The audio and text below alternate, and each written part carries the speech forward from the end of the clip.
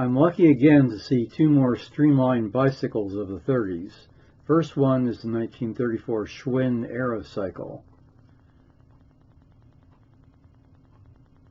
Of course, Schwinn is still around. That's great. This one is not completely restored yet. There are things to be done yet, but only because of this gentleman's high standard of restoration. Just an amazing bicycle.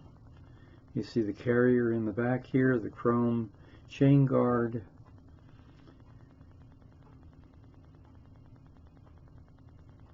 And the siren or horn and the headlamp, all very smoothly fared into the overall bodywork of the bike. And here's the 1938 Shelby Speedline Airflow Supreme, Shelby, Ohio. Chrysler and DeSoto were not the only ones with the airflow. This is a beautiful streamlined vehicle. Notice how the headlight is streamlined right into the tank of the bike. It seems to be in action, just standing still.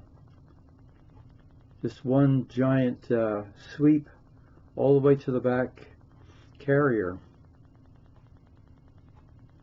And notice how the chain guard is molded around the chain itself.